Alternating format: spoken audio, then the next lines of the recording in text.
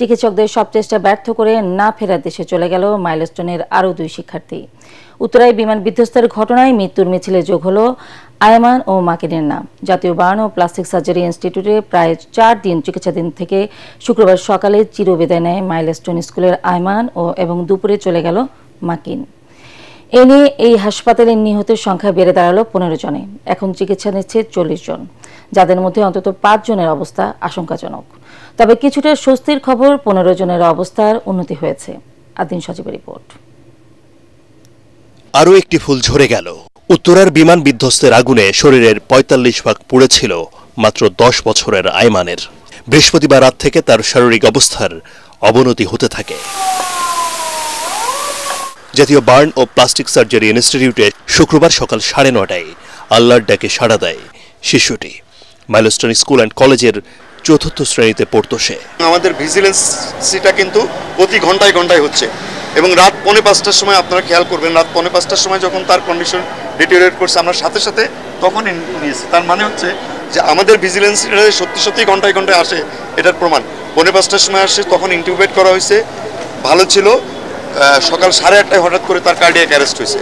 সাথে সাথে আমরা সিপিআর দিছি, কিছুক্ষণের জন্য সে রিভাইভ করছে, কিন্তু পরক্ষণে আর আমরা আসলে তাকে আর ফেরত আনতে পারিনি। সকাল গড়িয়ে দুপুর আসতেই বেড়ে যায় মৃতের সংখ্যাও। 13 বছরের মাকিনও চলে গেল সবাইকে ছেড়ে। তার শরীরের 70% পুড়ে যায় উত্তরার বিমান দুর্ঘটনায়। রাজধানীর বিভিন্ন হাসপাতালে এখনও চিকিৎসা নিচ্ছেন 1/2 যার বেশিরভাগই বার্ন ইনস্টিটিউটে চিকিৎসাধীন। সংকটাপন্ন অন্তত 5 জন। চিকিৎসায় পরামর্শ দিচ্ছেন সিঙ্গাপুর, ভারত এবং চীনের চিকিৎসকরাও। সিঙ্গাপুরের 9 জন, তারা ডক্টর সহ নার্সিং স্টাফ রয়েছেন, ওনারা 9 জন, আর 5 জন চাইনিজ টিমের সদস্য আসছেন। তারা আসলে আমাদের রোগী সম্পর্কিত যে ব্রিফিং সেটা নিয়েছেন এবং আমাদের চিকিৎসকদের সাথে তারা পরামর্শ করছে।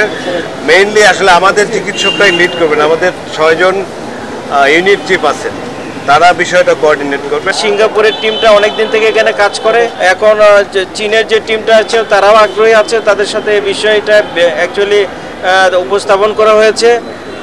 আর ইন্ডিয়া থেকেও গতকাল তারা আলোচনা করে এসেছে এবং আমরা চেষ্টা করছি সমন্বয় করে তাদের অ্যাকচুয়ালি পরামর্শ নেওয়া। তবে কিছুটা স্বস্তির খবর, অন্তত 15 জনের অবস্থার উন্নতি হয়েছে। শনিবার থেকে রিলিজ পেতে পারেন তাদের কেউ কেউ। আমরা কিছু সংখ্যক রোগীকে ছুটি দিতে পারবো বলে আমরা আশা করছি। এর মধ্যে একটা ভালো খবর আছে আমাদের, যে ভেন্টিলেশনে ছিল যে কয়জন, তাদের মধ্যে 2 জনকে আমরা টিউবে আছে, কিন্তু তারা সজাগ অবস্থায় নিজেরা নিঃশ্বাস নিতে পারছে। আমাদের প্রত্যেকটি বিষয়ই একেবারে স্বচ্ছভাবেই আমরা করছি এবং আশা করি আমরা সামনের দিনগুলোতে আরও রোগীদেরকে বাসায় পাঠাতে পারবো। আপাতত রক্ত ও স্কিনের প্রয়োজন নেই বলে জানিয়েছে হাসপাতাল কর্তৃপক্ষ। আদিন সজীব, এটিএন বাংলা, ঢাকা। উত্তরের প্রশিক্ষণ যুদ্ধবিমান দুর্ঘটনায় নিহত পাইলট তকির ইসলামের পরিবারের প্রতি সমবেদনা জানিয়েছেন বিএনপি মহাসচিব মির্জা ফখরুল ইসলাম আলমগীর। ঢাকা সেনানিবাসে শহীদ তকিরের বাসভবনে গিয়ে বিএনপি চেয়ারপারসন বেগম খালেদা জিয়া ও ভারপ্রাপ্ত চেয়ারম্যান তারেক রহমানের পক্ষে সহমর্মিতার বার্তা পৌঁছে দেন তিনি। অন্যদিকে মাইলস্টোন ট্র্যাজেডিতে নিহত ভাই বোন নাজিয়া ও নাফির পরিবারের সাথে দেখা করে তারেক রহমান তাদের পাশে আছেন বলে জানিয়েছেন বিএনপির সিনিয়র যুগ্ম মহাসচিব রুহুল কবির রিজভী। এছাড়া দুর্ঘটনায় নিহত 3য় শ্রেণীর শিক্ষার্থী নুসরাত জাহান আনিকার পরিবারকে সমবেদনা জানাতে গিয়ে গয়েশ্বরচন্দ্র রায় বলেন, নির্বাচিত সরকার না হওয়ায় দেশের নানা সংকটের দায় নিচ্ছে না অন্তর্বর্তী সরকার। অভিজ্ঞতারও ঘাটতি আছে এবং সরকার যদি সত্যিকার হতে ছাড় করতো সরকার পরিচালনার ক্ষেত্রে, তাহলে অনেক বিতর্কের জন্ম দিত না। তো সেজন্য একটা নির্বাচিত সরকারের দায়বদ্ধতা থাকে, কিন্তু অনির্বাচিত সরকারের দায়বদ্ধতা থাকে না। সবাই শোকাহত, কেউ তাদের ক্ষুব্ধতা এখনো প্রকাশ করে নাই।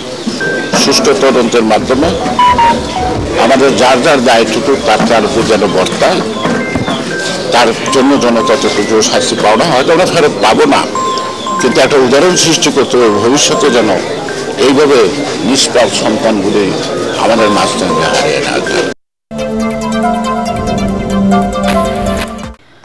গোপন জরিপে প্রার্থী বাছাই, নির্বাচনী কৌশল প্রণয়ন, ইশতেহার তৈরির কাজ এগিয়ে নেওয়ার মাধ্যমে আগামী জাতীয় সংসদ নির্বাচনের জোর প্রস্তুতি নিচ্ছে বিএনপি।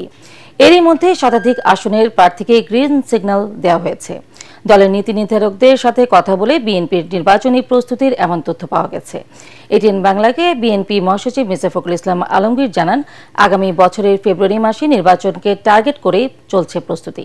মনির হাসানের বিশেষ রিপোর্ট।